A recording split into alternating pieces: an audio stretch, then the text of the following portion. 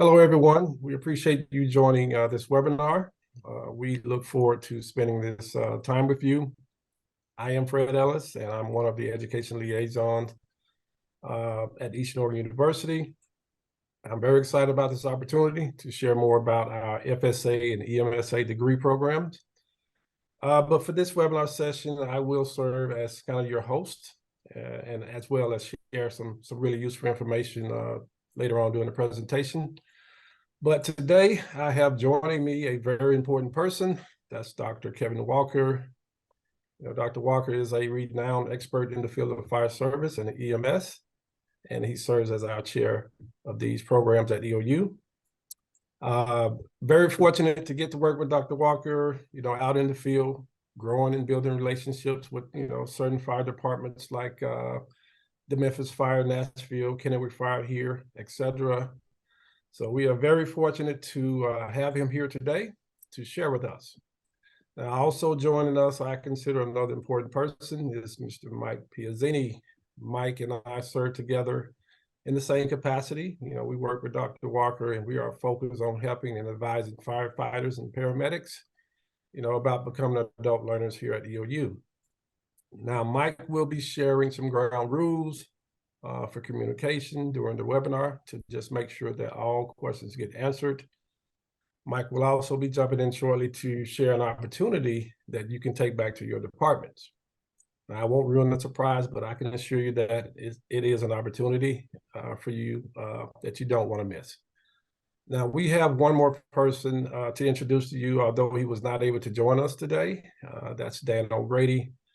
Lieutenant O'Grady is our regional advisor for our fire services and emergency medical services administration programs. You will most likely spend a significant amount of time with him, and we can assure you that he's committed to serving our FSA and EMSA students. But we will share, Lieutenant O'Grady's contact information toward the end of the presentation.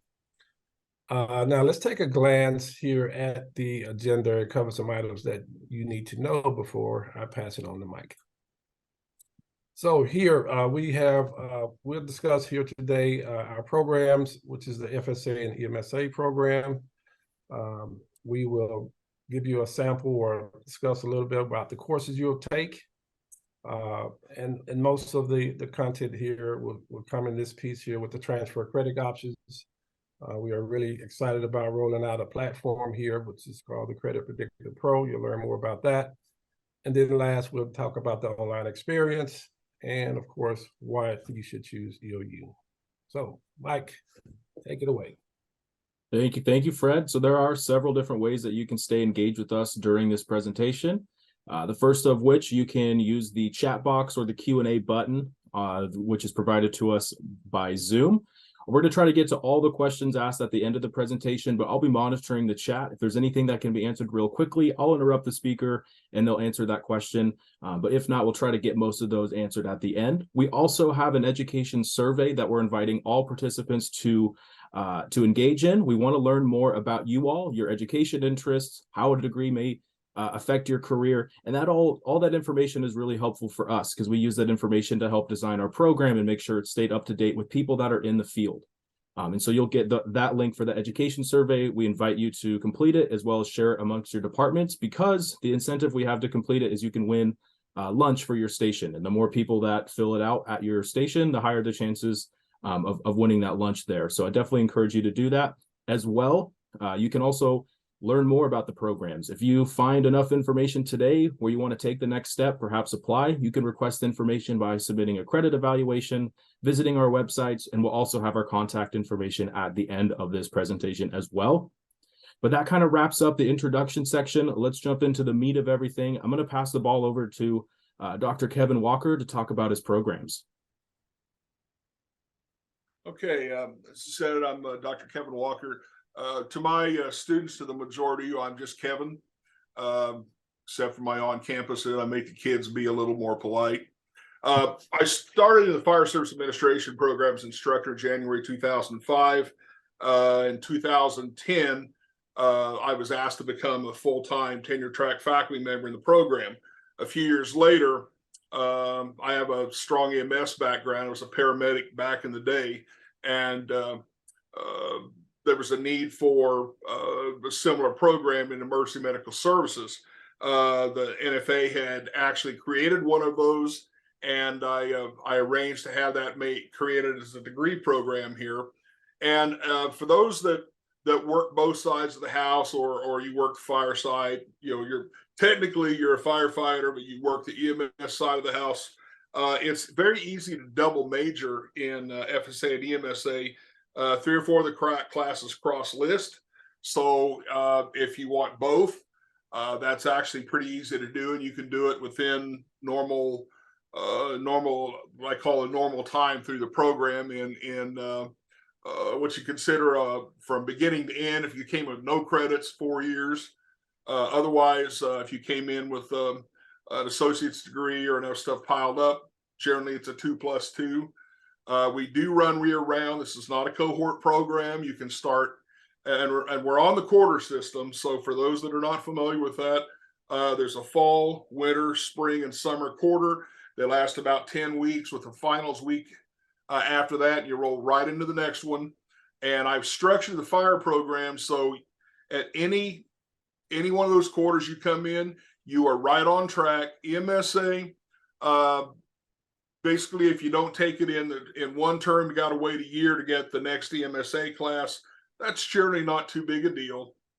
So we also offer, if your track, your career is leading you in, like there's another degree that fits your career path, you can also do a minor in FSA or EMSA. I had a number of requests for that, so I did put that into place. All but one of the classes are 3 quarter credits long. So would you say if you were going, say, full time, you're talking 12 to 15 credits a term. You are not required to do it. There are no minimum hours. It's a lot of it. If you have a family, if you have, you just moved into a new position, I don't recommend that you start out with full load, because I'd rather you not go nuts, being overloaded. Start with a couple of classes, see how that fits in with your family, with your workload. And if that's working for you, then you can just keep ramping it up. That's not a problem. If you need to stop out for a while, it's not unknown to have somebody have you get a promotion, you're on a probationary period, and some departments can't be taken into classes until you clear your probie period. Not a problem. You just step out for however long that time is, and you come right back in. No question asked, no fuss, no muss. And if you've taken trainings through the National Fire Academy, you've picked up stuff in the military, any place that you have picked up some sort of certifications, licensures, things like that, I want to know about that, because if there's a way for us to apply that to your degree, I don't want you repeating stuff. If I can find a way to shoehorn it into your degree and shorten your time and money, we're going to do that. I don't believe in that. Yeah, but you didn't take it from us. So that's really important in our program. Mike, give another slide. I do. And it's actually a good segue. It's about accelerated credit options. Okay, this is really what I just said. The accelerated credit options, I oversee about 90% of that at EOU. So this is where you're going to send us anything that you've got, any certificates, any licensures. If you have you've taken classes through NFA, send us technically your FEMA transcript. Anything you can send us, we'll evaluate it. Done something that you didn't get a piece of paper for, but there was learning involved, that's where we can use a Pell. Write an essay. If you've got a background in something that's a class that you would require here, then we'll tell you what you need to put in there to demonstrate it. And then we'll go ahead and see if, I'll say, all right, here's the course outcomes. you explain what you've done, give me your bona fides for those outcomes, and if I agree that you sufficiently met them and understood them, I will apply that to whatever that class is. That's perfect. That's perfect. And and a lot of folks might be thinking, how can I get started with that? Does EOU make it easy for me to submit their stuff to you, Doc? And that's what this next slide kind of goes over. Can you tell us a little bit about Credit Predictor Pro? Yeah, Credit Predictor Pro is a new piece of software. We've contracted with a national entity, and essentially, you go to a website, and the QR code will actually take you to Credit Predictor Pro. It's going to show you a screen, and the screen's going to say, upload your any license you have, upload any certificates you have, upload your resume. There's about 10 things on there, kind of to jog your memory. And in the database, there's a lot of things in there, and there's about another 800 or 900 I'm going to put in here over the next few weeks. But like, for example, you see on the screen various courses: Firefighter 1 and 2, ICS 3 and 400, Blue Card. Pick your stuff. Of course, you recognize all the R-coded stuff, or NFA codes, and of course, all the alphanumeric versions of that. All of those things have been evaluated by ACE, and they've been evaluated for college course stuff. And so I'm plugging all of that in, and all you have to do is make this your list of what you've got. And if when you turn it in and you think, oh man, I forgot something, it's not a problem. Log back into the account you create there and just upload it if you remember something later. And that will get routed to one of us. And if it's already in the system, it'll say, all right, well, that's worth X amount of upper and lower division college credit for. A lot of these, if they're NFA stuff, it's usually a range of credits, depending on, which series you took. And at the end, it'll give you an idea of how many potential college credits that's worth, and it'll multiply that by whatever the current tuition is to give you an idea about, what you might possibly, save in time and money. Now, it's not official, but, a faculty member is going to have to actually put the officials on it. And in this case, it's always going to be me at the end of the day. But believe me, I am well aware of these. And if you come up with something that is not in the system, I will figure out what it is and whether or not we can use it. And if it's something that it's legitimate, but it won't help you in your degree plan because it's already covered by something else you've already done, I'm not going to say, oh yeah, hey, pay X amount of dollars, you put it on your transcript, but it doesn't help you. But hey, it's there. I don't believe in that. It's a waste of time and money. This is an easy way for you to put stuff up and let us evaluate it real quick, get an idea what's going on, so we can start plugging it into a degree checklist and help you figure out the fastest, least expensive way to getting your bachelor's degree. Awesome. And I think on the next slide, we have a visualization of what Credit Predictor Pro looks like. Sometimes it's kind of an intimidating thing to think about, but it's really a user-friendly experience. Is there anything on this screen, Dr. Walker, that you wanted to note? One of the big things, and I had this, I added this into the system. You see where, like, here, Fred created he created a profile in here so he could see what it looked like. And you'll see, welcome Fred Ellis, start now. Here are the sections. So all you do is fill stuff out. If it's in another language, then say what. If not, you ignore it. Upload your current resume. Any skills. The database comes preloaded with a lot of stuff. If there's something you know how to do that's not in there, this is like, otherwise you can just go click, click, click, click, click. If it's not in there, add it. credit by exam. If you've taken exams for something like you tested out of, I don't know, tested out of math or something, this is where you could put stuff in there. Got a military transcript, and a lot of my students are veterans, whether current or current military or separated. Upload it. If, and let me make this point, if there's anything on your military bona fides that's stamped all like, you ain't gonna like to know this is classified, that is not a problem.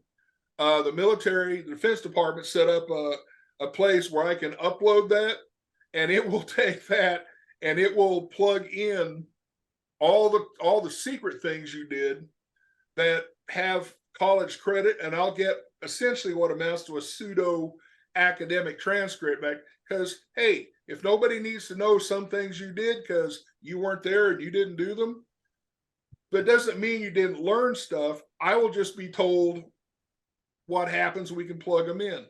All those certifications, any certs that you've picked up from training, and in our world, you can end up with a suitcase full. Now, then we get to things like this, like informal learning. If you've done stuff that wasn't, you didn't have a teacher, you didn't have a classroom, you didn't get a piece of paper that said you did something, but you taught yourself how to do something, right? Anything like that, put it in here. That way it lets us know to have a chat about it and say, wait a minute, I think that's probably worth, and I can do something. And then life experiences. That does not mean tell me you mowed the grass and I'm going to give you biology credit, because that ain't a thing. Not at this university anyway. But if you've done stuff, it was your job and you learned how to do it. And some people would have to go to school or go to, they got to go to a training to do that. Let us know what that is, because we'll try to find a way to get that plugged in if you can use it. So as you see, it's really not difficult. And if it doesn't apply, skip it, go to the next. And once you submit, you do get the option of, you see over in the store up here where it says profile, where you can complete and submit.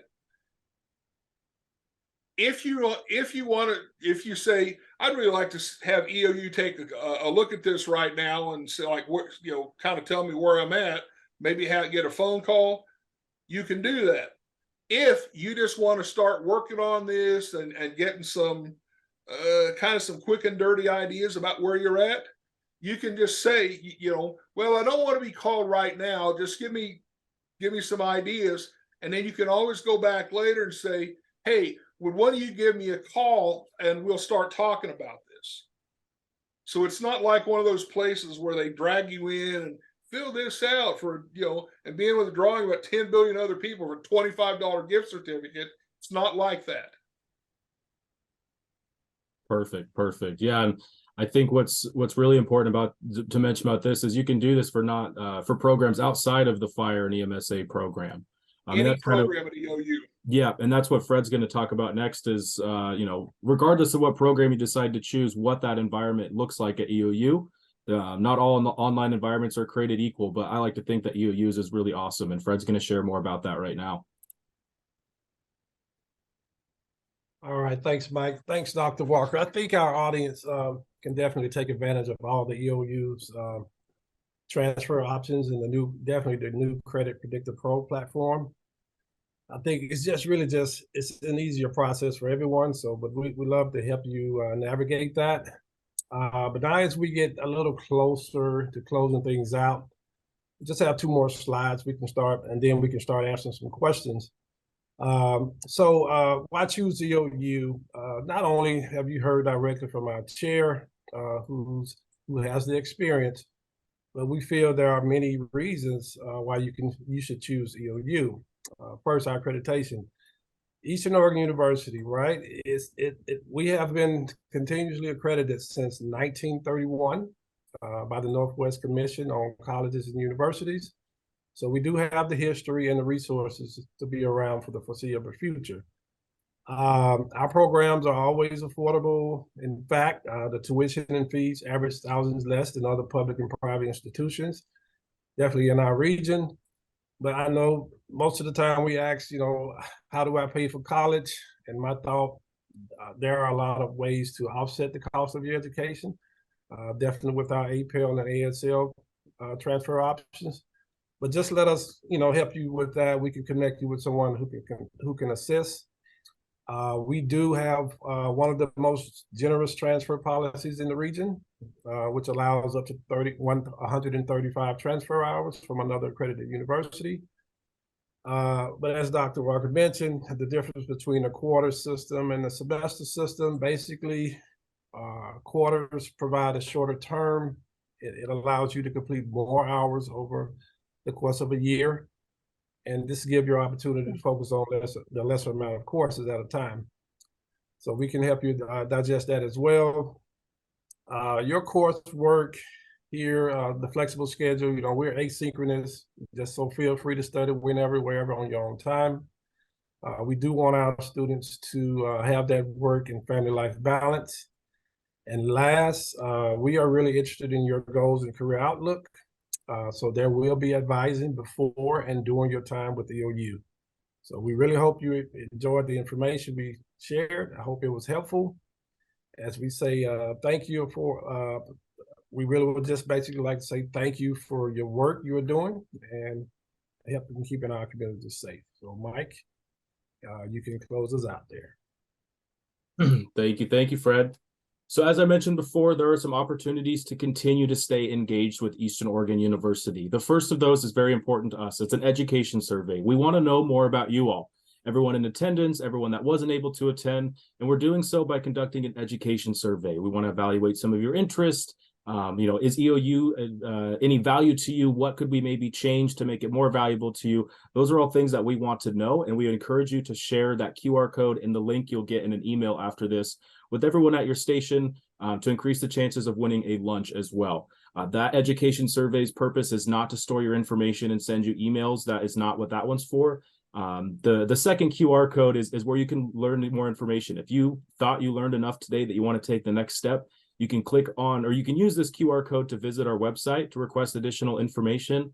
Or if you're not the type of person to visit websites and read through all this information, you have specific questions that you can't ask here today, you can contact us at these emails. Fred's is the top one, myself is the middle one, and then we have our advisor who is unable to make today's session, Dan O'Grady. Their email is at the very bottom. So just kind of in sum, education survey for everyone. Share that as much as you'd like. If you're interested in learning more, you'll use that second QR code. Or if you have some specific questions, feel free to send us an email as well.